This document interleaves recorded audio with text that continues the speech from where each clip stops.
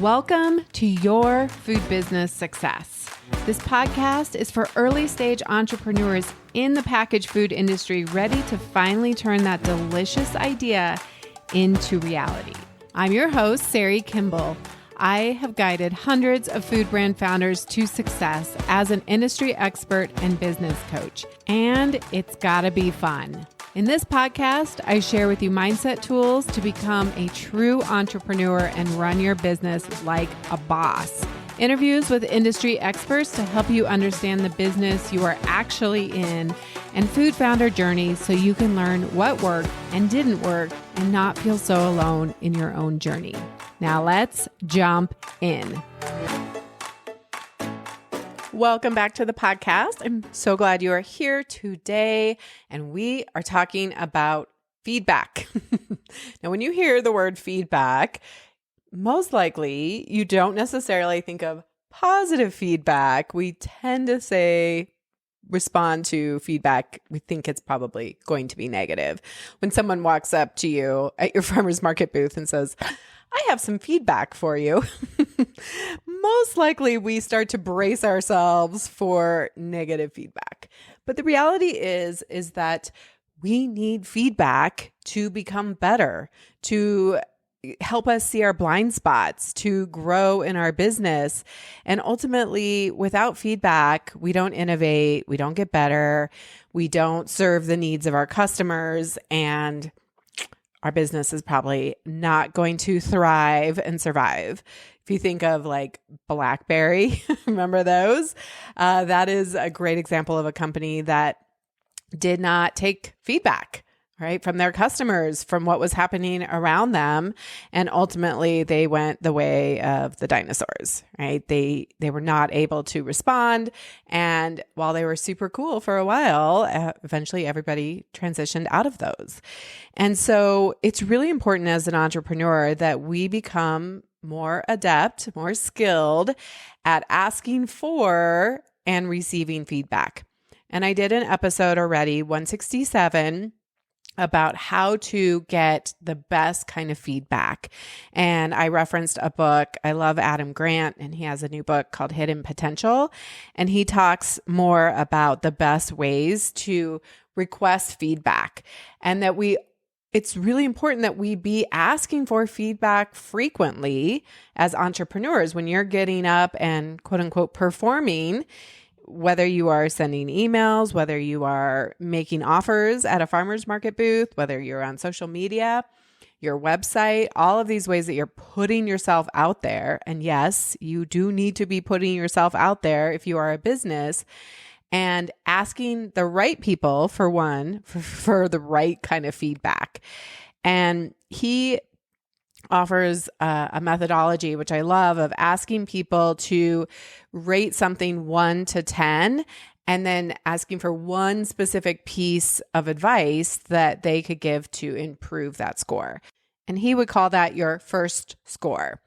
And if you listen to that episode, I put out a request. I created a survey, really trying to follow his methodology and ask for better feedback, not just like, do you like it? Or tell me, what you think about it, but like ask really good open-ended questions and also ask for ratings. So that was part of 167 episode. And then today I want to talk about your second score.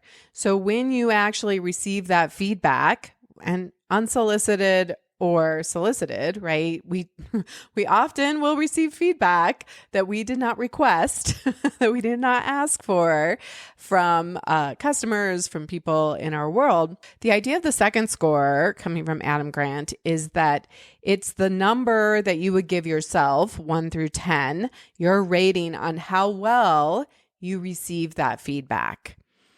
And many of us, when we think about receiving feedback, which again is usually we brace ourselves because we kind of expect that it's going to be negative feedback. Think about how you start to get physically, what the reactions are in your body. I get kind of like a feeling of pressure. My throat gets a little closed. Maybe your heart rate gets a little bit faster. And what actually happens physiologically is that our brains, it's like part of our, I don't know, fight or flight or some kind of survival response that is like, I am going to just filter out only, like, I am going to, filter in only the things that are like the worst things and then obsess on that because somehow it's part of my survival.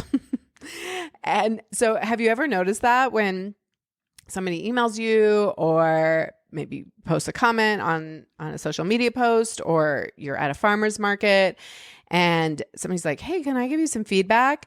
And the first part might be like glowing. It might be like really lovely things. But we like kind of get like tunnel vision where we're looking for the negative thing. Sometimes people give us the shit sandwich where it's like the good, the not so good, and then a good thing. But even with that, our brains are like pulling out the bad thing.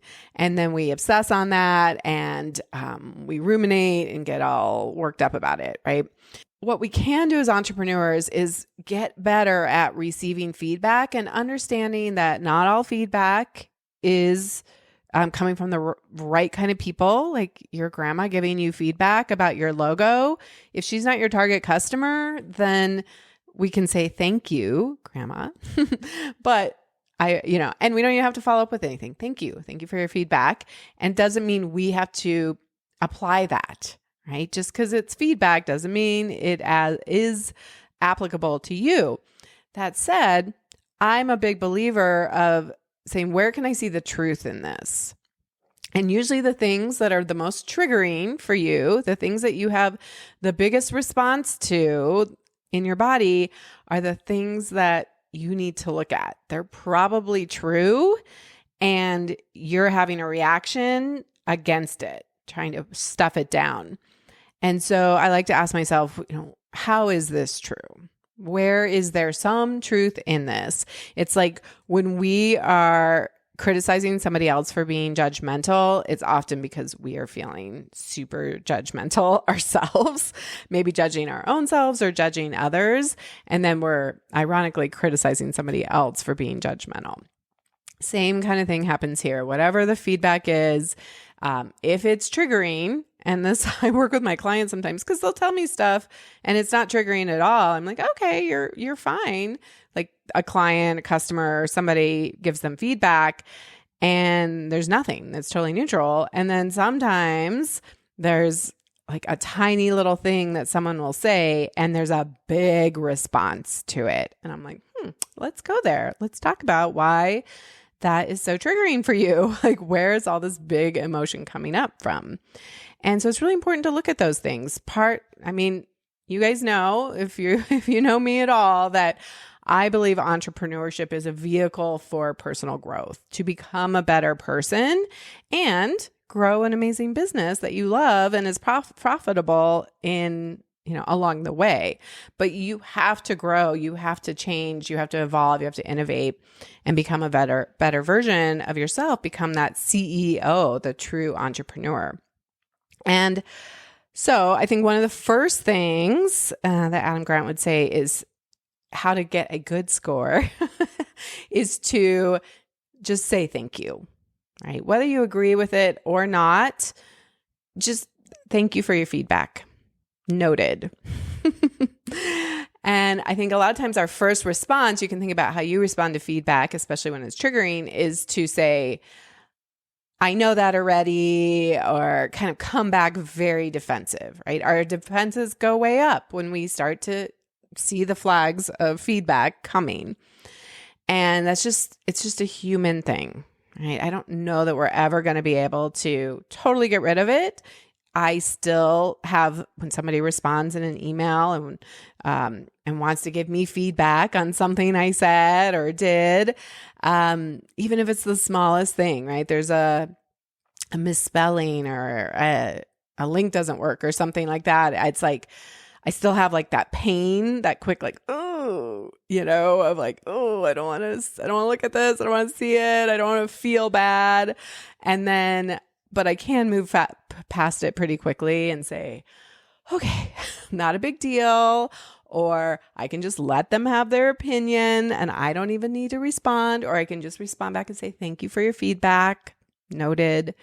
I don't have to tell people what I'm going to do. I can if I want, but I recommend that you start small and notice how you just start witnessing yourself. Become the observer of how do you respond when people give you feedback? Because I'm often on the other side where I am giving feedback to you, to people I meet at farmers markets or out and about, to people inside Fuel, to my clients. And hopefully if you've signed up, if you're in my programs, you want feedback, right? But I do notice that there are the people who just respond very defensively. I know, or just kind of glare at me. And I do try to ask permission at a market and say, can I give you feedback? But I get it. We're not always in a great place to receive that, especially if you've had a bad day. Think about the context is very important for sure. So in any case, I recommend, how can you start asking for feedback in small ways and do it appropriately, do it the right way? Go listen to episode 167 on how to get better feedback. And then just start developing that skill, noticing how you respond, what your initial tendency is. And then can you just come up with the word thank you? So that's a great way just to get a much higher score on receiving good feedback. And then how can you, sitting with it and saying, what is true here? What do I want? Is any of this resonating with me? And even if I don't want to look at it, can I make some changes? Should I make some changes? Do I want to make some changes here? How can this make me better? And I want to tie this all back to, I just yesterday reviewed the survey results more in depth. And it was interesting. There was a few times I checked it and I was like, oh, I'm not in a good space to read this. And even though 80% of it was glowing, right? High praise and thank yous and good things to say, there was 20% of it that was oh, this is hard to hear, and some of my initial responses were kind of well, they don't know. And, some of that defensiveness. And so I got myself into a good place because I was asking for feedback, right? I was soliciting it on purpose, intentionally, because I wanted to see what you guys are thinking. Ultimately, I do want to always get better. I want to create things that really serve you and help you and provide tons of value. And so I reviewed the feedback yesterday and made some notes and just kind of sat with it for a little bit. And there was definitely a few things that felt a little triggering. And I had to say, okay, where is there truth in this? And how could I make tiny little adjustments? So if you will indulge me, I want to just give you a couple of highlights and in each of the areas. And I want to let you know how I am going to be making some changes, some improvements, and there's going to be some things that it's just a no. It's thank you for your opinion, noted. And it's so funny because you'll probably notice this too, is that let's say you have cookies, right? And somebody's going to be oh, these cookies are too soft, and these cookies, and then somebody else will be these two cookies are too hard, too crispy. And you're same exact cookies, right? And it's totally that way. As I looked over the survey, it was one person would give me feedback in one direction, and then the very next thing would be the opposite, right? Stop talking about yourself and just make it all about strategy and the tactics. And then the next one would be open up more about yourself. We want to hear about your personal life. I'm okay. All right. That's all right. So I think the trick is finding what feels true for you, right? And how can we kind of let those things what marinate and let the best things come to the top and be willing to make some changes, but also not take it so personally and not make it mean anything about me as a person and my own self-worth, right? So the podcast, overall, I would say overall everything received 7 to 10 was generally the average, as I asked for ratings 1 through 10. The podcast, you guys asked for more early stage founder interviews, more concrete strategies, keep them short, more expert guests, and open up more about myself. So all of that is doable. And I have been having more interviews with folks. I feel energized again to do more interviews. So more of that is coming, more concrete strategies. So noted. Thank you so much. YouTube channel. It was interesting. Profitability and finances topic was like the big leader on things that you like to see videos about. I will just say that all of this, way more in depth, is inside the Food Business Success Program. Keep in mind that YouTube is a marketing strategy. It is a top of the funnel as you start working in your business. Your whole thing is how do you get people into your world, right? And we call it the top of the funnel, middle of the funnel, bottom of the funnel. And the top of the funnel is the big net, right? We're trying to capture people with some interest to come learn more about you and your products. And so YouTube is that. It is one of those vehicles for me. And I enjoy putting out those videos, but they are extremely time consuming, take a lot of effort. And so you may have noticed I have not been doing YouTube very much. That's been strategic just because I've focused elsewhere. But I do want to let you know, if you want more on profitability and finances, Food Business Success, there is an entire module with cash flow, cost of goods sold, forecasting, profit first. I mean, we do so much around finances, and then we do even more in Master Your Business, where we really get into that, because I believe that for you to be successful as a business, for you to have longevity and actually like your business over time, you have to be set up financially. You have to understand the foundations of your business and know profitability and finances. So come get Food Business Success. That program exists and more is in there. And then, like I said, I'm just not putting a ton of energy into it right now. Loved all of your topic suggestions, something I'll definitely keep in mind potentially for future videos. Workshops and trainings. I offer a lot of free workshops, a lot of low-cost workshops and trainings. These things do take time. They are very time-consuming to put together. There's a whole back end that you guys don't need to know anything about, but definitely a lot of effort goes into those, as well as creating the content and everything. Branding, sell sheets, food labeling, legal, and social media were all requests for more workshops and trainings. And I will just say that, again, all of those things are inside Food Business Success and inside Fuel.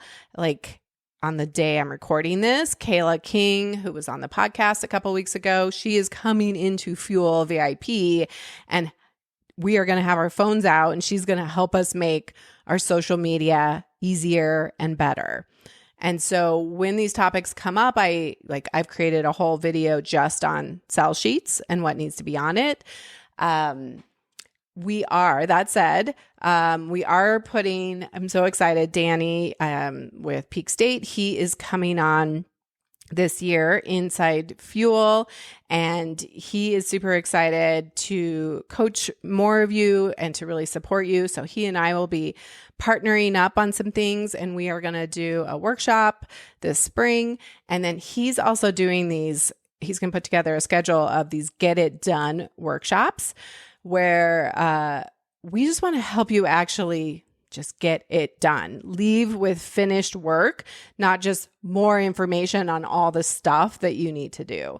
So he's putting together topics. It could be like your Shopify, it could be Klaviyo, it could be Google Analytics, things like that, where we are going to be in small groups, and you will get support right then, and you will leave with finished work. So not just more information that you then need to go do, but actually finished work. So I'm super excited about that. You know, he has a food brand doing very well. And he said, that is the number one thing I see is that brand founders just need more support on getting the thing done. There's no lack of information and things you should do, but there's not a whole lot of support in like helping you do it, especially on the tech side. And he is so good at that. So stay tuned for those. They will be paid. Danny's time is valuable, and they will be paid, but Fuel members will get a nice discount on those, and you can bundle them or just do individual workshops. So stay tuned. All of that is coming, which I'm really excited about. Emails. I'm going to try to spend very little time on this. I'm trying not to go into a rant.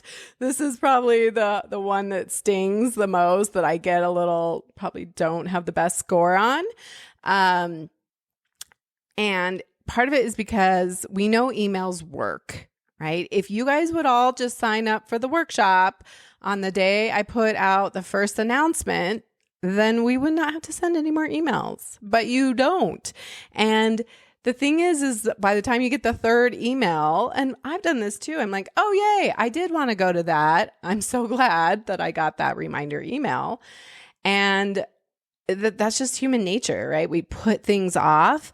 And we need that, like, it's always on the last day, right? Or the day before, that there's this urgency now, and people are like, oh yeah, let me get registered for that. So unfortunately, emails are unnecessary. I don't even know if I call them evil. I know some of you all have very strong feelings about email. I would say if I could give you any feedback on email is to start to learn to love it and almost look at it like an observer of like, oh, what did I like about that email? What did I not like about it? You as a brand, if you're doing any kind of direct to consumer, need to get cozy up with emails, and sending more is better, even though the feedback I got, of course, was fewer emails. And I don't think I actually send that many emails, but it is what it is. I'm not going to stop sending emails because, like I said, it does work, and I want to reach out to you. I want to tell you what's going on. I want to support you. And if it's not for you, just delete it, right? I get so many emails, and I don't take any of it personally. I'm not like, why are they emailing me so much? I just delete it. And if it's really not for me, I just unsubscribe, right? But no, I'm going to be missing out on things that could potentially help me in the future. You also did ask, I got a couple requests for adding a direct link to the podcast. So that's easy. I will do that. We will add that going forward. And then I did get requests. It's funny, like keep them short and sweet. And then some were like add to them and keep them like more tips and what's working and things like that. And I will just say, I just want you to remember, I am in business. You are in business, and I give so much content away for free. That's what this podcast is, the YouTube channel, right? Even social media. There's so much I give away for free. But I really reserve a lot of the tips and tricks and really staying on things in the industry for Fuel members. And that's okay, right? I get to do that as a business owner. I am not a philanthropist. I don't get to just do this for fun. I'm an entrepreneur working on creating a profitable business just like you. So that's what I'll say about that. And then Fuel, these are only members. So got so many great comments. It's so funny. Once people are in Fuel, they get generally so much value from it.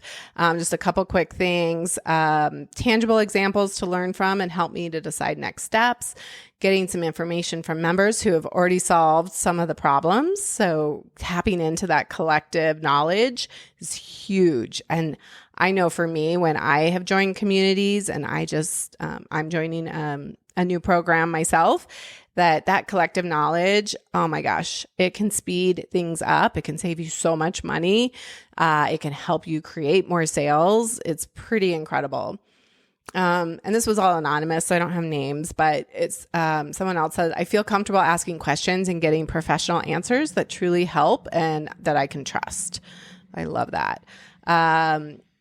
I love the accessibility to the hive mind and the calls. It gives a sense of community. Some of us only work with ourselves, so having other people doing it in the same group is so nice. And then I did ask about the price for members and also non-members.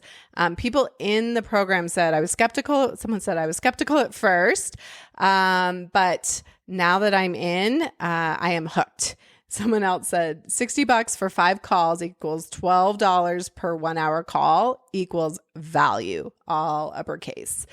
And I strive to give way more value than the cost of the program. That is always my goal. I'm always, we did the Strengths Finder. I'm trying to always find places where I can give and create. And I always give Fuel members, Master Your Business folks, the most, right? I want to give them the information, the knowledge, the tools, things to them first because I recognize that they're paying for it, right? And I want to give them a ton of value. And for the future, what we can do better, what we can add. Someone said, so far I've found each one valuable. As mentioned above, having more tactical, quick workshops once a month may be helpful. We can survey folks and find out what they want to focus on. And I love that. And then someone else said, and this is so true of any groups, and I highly recommend if you're going to join a group, don't just join a group and then never go in and check it and never put the calls on your calendar. Like if you're going to join it, go all in, right? And I've tried to make it very affordable. I know affordability is very relative and not everybody thinks that $57 a month is affordable. I totally get it. I just paid $12,000 for an annual program. And you better believe I have put every call on my calendar. There was one this week that I had to, I shifted a client call around because I was like, I am going to be there. I have invested a lot of money and I want you to look at it as an investment. This isn't just giving me your money. This is an investment in you and in your business. And one of the things Danny and I have talked about is we want to save you or help you create at least as much. And really, we want to like 10x that. My goal is that for every $57 you spend, that you are finding ways to save $570 or to create $570, right? 10xing it. And the more I've invested in my business and my growth and invested in community groups, the faster my business has grown and the better person that I have become. And so someone said, my experience with Fuel is what I put into it. When I attend, it's super valuable. When I'm slammed and can't attend, I really miss it. So it is, when you join groups, go all in and don't join too many, right? Choose ones that are in your lane that you feel like you're going to get the most support and then go all in. Lastly, I'll just say there were some comments about like, I don't think Fuel is for me.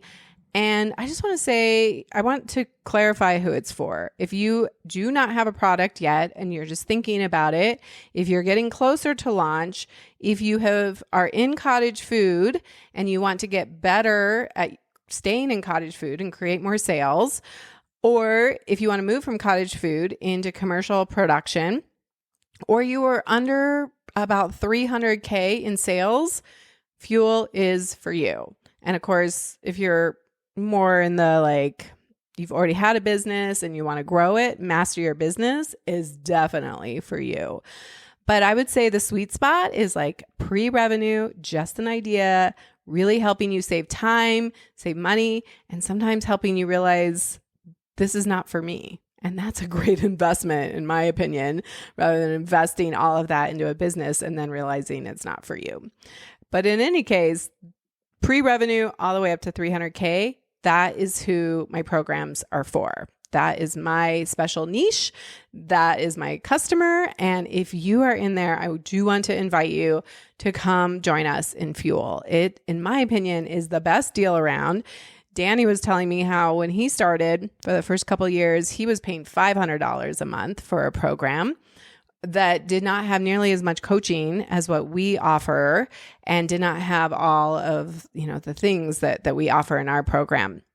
And so I was like, wow, that is almost 10 times what fuel is. And you were willing to pay that. And he's like, yeah, it really helped me go faster in my business and grow it. And I'm like, yeah, that's exactly what I want fuel to be at a ninth of the cost. So I do want to invite you to come in. If you are on the email list, we're putting out a special deal for you to come join for 3 months and get started at a special rate. I want to prove to you how valuable fuel can be and the power of having a community and expertise supporting you. All right, so that's what I have for you today, all about how to take feedback better as an entrepreneur and the importance of it and getting that second score. So I give myself a solid 8.5, maybe a 9. I think I handled it pretty well. There was definitely a few moments. Glad nobody else was around. I was like, really? Ah. But I'm not going to please everyone, right? And you are entitled to your opinion. Hopefully, because you're here listening to this podcast, you resonate with me, and I hope I'm attracting people who I am going to work with well. I'm not for everyone, but hopefully, if I'm for you, come work with me. Until next time, have an amazing week. The smartest thing you can do as an entrepreneur is to invest in a who to help you with the how, to speed up your journey and help you skip the line. When you are ready for more support and accountability to finally get this thing done, you can work with me in 2 ways.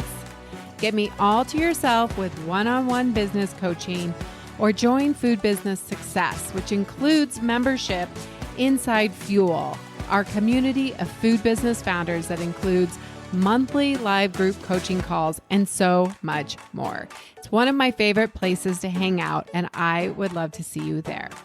Go to foodbizsuccess.com to start your journey towards your own food business success.